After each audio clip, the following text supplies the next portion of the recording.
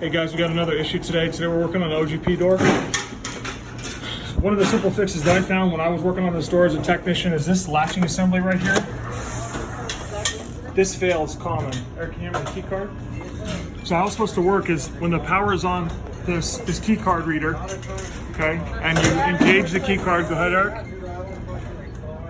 So this one is, the door's open, so it's not going to work. But what happens is these two magnetic solenoids, they cause these latches to close, and then it frees the latching mechanism. But this one has too much tolerance. It's got too much play on the left and right sides here. So when I close this, I move this open. See all that play right there? That happens because of that spring right there. When that spring starts to wear out, you have all this left and right play, and what it's doing, and you can tell too by the scraping landmarks on this. You can see that it's scraping right here on the side. So every time that you try to open the door, you just let the door close. So when the door closes, and it's also not closing all the way either, so we'll have to adjust that as well. Dude, that's so funny. But it's in the home position. Now watch when we try to open the door. Well, that time it works probably because we messed with it, but what it was doing before is when the door goes to open, it was getting stuck here, and you can hear and feel the motor trying to push it out against this. And so just the simple adjustments that I made right now probably freed it up enough, but we got to put some spacers right where that spring is right there, because the tolerance on that, it's just flopping in the wind. The spring is supposed to keep it away. It's supposed to keep it at an equal distance. Go ahead and let it close all the way. Let's try it again. So now we've got to adjust per the manual. There are these dip switches here that control the torque of the door opening, the torque of the door closing, the speed of the door opening, and the speed of the door closing. So you can make micro adjustments to the door right here on this header.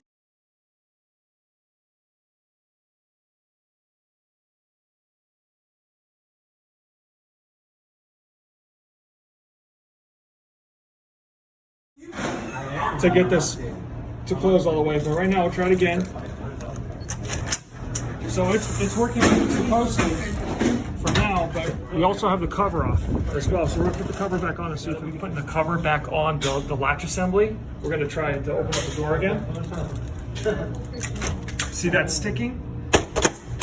So we've deduced that this cover is binding against the actual articulating brackets for this catch release. That's what's causing it to bind, and that's why people are kicking the door open and causing it to overheat or reset. The motor trips out. This whole bracket. So I have a feeling that this is too tight. So we've got to take this apart, and we've got to figure out what we can do to increase the tolerance of this a little bit.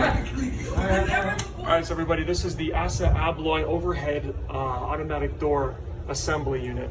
So you have your transformer in here, or you have your main power that comes in here, and then you have like a microprocessor board that interfaces with the alarms, and it also interfaces with the keyboard, and then it goes out to the 24 volts here, which powers up this control module here, this logic board here. All right, this is your main power out from power into the module, and there's all kinds of indications on there. I have the manual to go along with this, but this is the door opener motor assembly. So here's your motor, and this is your gearbox here, and this is your articulating arm. All right, one of the things that we found on this unit here was the control module sensor. This cable right here, this was out. This was pulled out, and this caused the door to lock in the open position. So as it swung out, it locked in the open position. So a real simple fix to take these off, or to just look at these without making a whole bunch of serious adjustments and having to worry about safety issues, because not being certified door trainer or door technician, you can just look for loose cables. You can take the cover off, look for loose cables, look for loose flopping in the wind bolts. There's some loose bolts here we're going to tighten up. After a while, opening and closing, these things do become loose. And that was an instance where we got it fixed. So, and we also noticed that something else was going on with this assembly. So what we did was we took out the two screws on the back side here And if you look at that offset, it's offset probably about a 1/4 inch. And so what it does is when we actually align this to be straight and put those screws in, this whole assembly right here, this cover pushes this, all the moving parts inside of here that allow this to move. It sandwiches it, and it causes restriction of motion. So it won't open the door, cause the door to overheat. So we're gonna order a new one here, but we're gonna leave these screws off for now so that the door can open and close normally.